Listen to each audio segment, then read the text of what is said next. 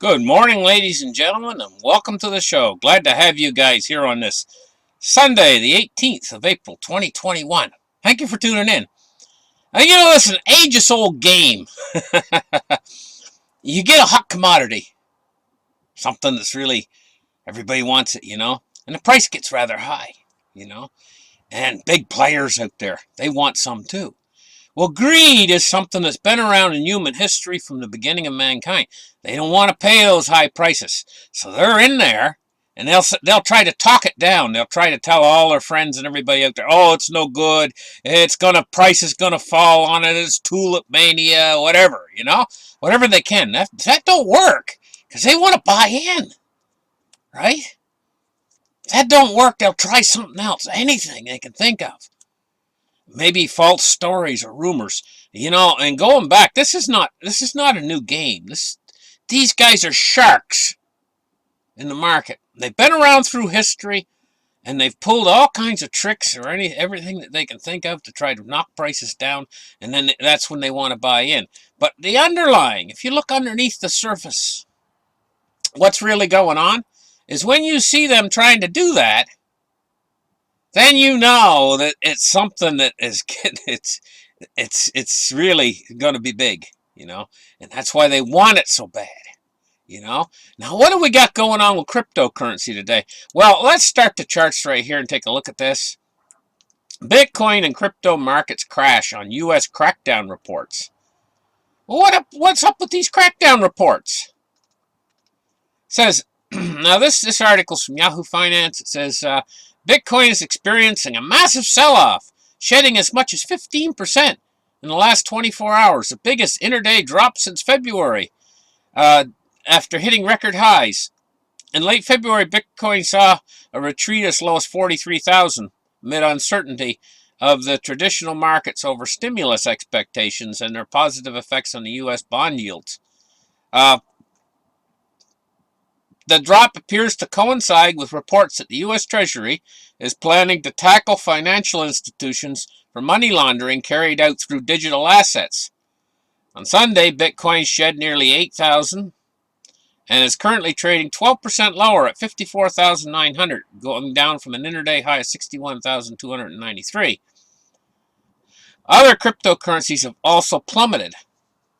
I'm going to tell you, these reports that are coming out, from what I understand, they're bogus. They're bogus reports.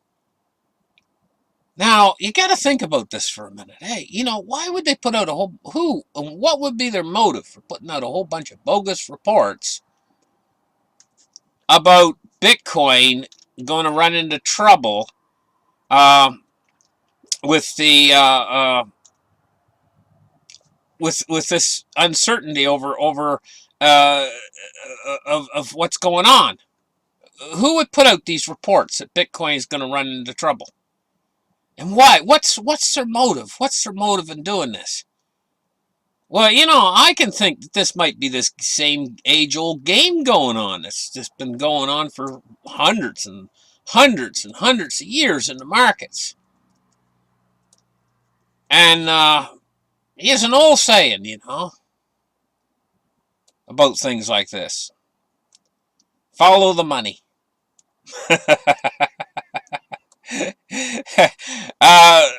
I think that these reports, what's been the net result of these reports? Let's look at what the net result has been. It's shaken an awful lot of people out of the tree. Well, now it's bottomed out. And now an awful lot of these people who are reading these bogus reports, they're saying to themselves, hey, these U.S. crackdown reports, they're saying, hey, these reports were bogus. There's no substance behind them. It says the drop appears to coincide with reports that the United States Treasury is planning to tackle financial institutions for money laundering carried out through digital assets. But what's been the net result is they've dumped a whole bunch of Bitcoin on the market, and now Bitcoin's cheaper. I'm going to tell you something about rich people.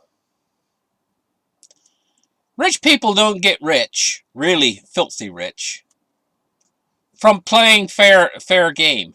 Now, I got to give kudos to Elon Musk. Because he bought in Bitcoin. He bought over $1 billion worth in one purchase.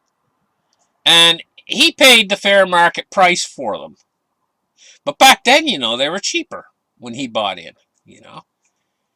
I just suspect that something's going on here with all this, you know. And now there's an opportunity to purchase Bitcoin at a little bit cheaper price right now. I've heard rumors out there, you know, that Bitcoin might go as high as like 100,000, 200,000 in the next year or so, you know. And I mean, all of it sounds kind of ridiculous to a person that's just listening. Hey, you know, Bitcoin's going to go to $100,000, $200,000. It just sounds ridiculous. But in the current environment that we're in, heading toward a hyperinflation, and with Bitcoin making this transition to becoming a safe place to store money, big money, I just think that there's an awful temptation out there for very rich players, you know, to try to buy in on the cheap. To try to get the price, if they have to try to talk it down, whatever they can try to do to get the price down. Well, this seems to have worked to get the price down. Now, I'm not saying that's what it is. I'm not saying a bunch of rich guys got together or whatever and got one of their friends to put out bogus reports or whatever. I don't know. I don't know if any of that's true or not. You know, maybe, I mean, I'm just speculating that they would want to get the price down at any means necessary so that they could get a position. You know, and what we might actually be seeing here is rich people positioning themselves, getting a stake. And, you know, with Bitcoin, when it comes to Bitcoin, it seems like because Bitcoin is so, it's more regulated than gold.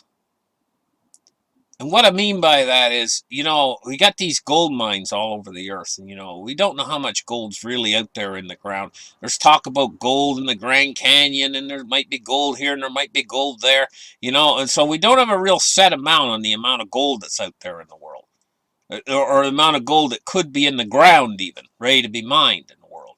But we got a very set amount of Bitcoin. We know exactly how many is out there, and we know how many is left and everything else. And also, Bitcoin has got a few advantages over gold. One, it can be moved very quickly, and it's very easy to store. I mean, look at this.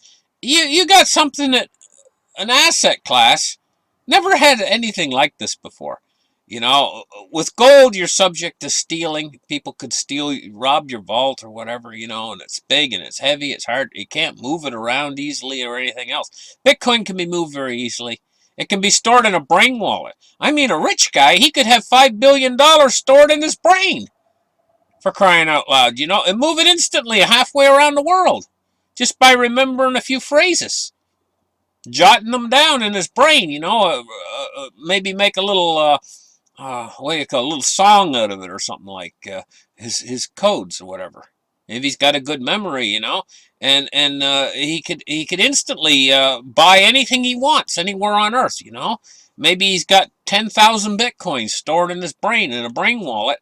He can travel anywhere, and when he gets there, he can just open up that wallet, and boom, he could buy real physical gold or whatever he wants, a house, a yacht. Of course, this is something that's going to go big. You know, and these rich people, of course, are going to want to get in. They're all, I see them all coming in like sharks in a feeding frenzy right now. And they all want to get it on the cheap.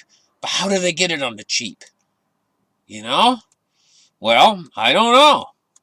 You tell me. But I do see stuff going on here, and the price has come down cheaper. It's come down 15% cheaper. That's a pretty big cut. If you really want something, like if you guys are going to go out to buy a car, you know, and you're thinking to yourself, how can I get that dealer down cheaper so that I can get a 15% cut off the price of that car? Well, that would be a pretty big cut. If the car was $30,000 and you wanted to get it 15% cheaper, the dealer says, no, I ain't selling it cheaper. I got 5 buyers waiting to buy that car. Do you want it or don't you? $30,000, right? You'd be thinking to yourself, well, gee, wouldn't it be nice if I could pay $5,000 less? Yeah, wouldn't that be nice? And you might be desperate, so you say, well, I only got 25,000. I really want that car. How can I get it for $25,000? Maybe a friend of yours over there says, I know how I can get it for you. I'll go in and spill some coffee on the seats. Some other friend down the road, he says, I'll go in and spill some coffee on the seats. Or something, and pretend like it's an accident and whatever. It's just anything that they can think of. And this is the way it runs. This is the way the world really works. Especially with the big sharks. They want to grab what they can grab, and they want to get it as cheap as they possibly can. And when they sell it, they want to get as much as they can possibly can on the other end. And buy low and sell high.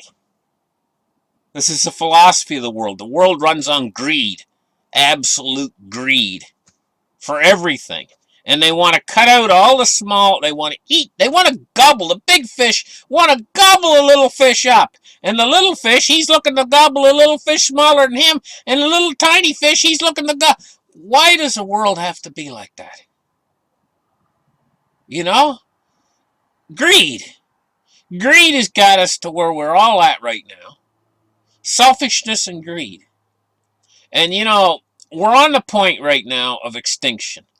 We've got to the point where this greed has carried us so far, has carried us to the point where we could actually extinct ourselves in this world. We're completely destroying the environment for greed. You got some people out there who wake up and say, gee, you know what? Look what they're doing to the earth. They're cutting down the rainforests. And they wake up, and then other people ridicule them for waking up to what's going on, what's really going on out there in the world.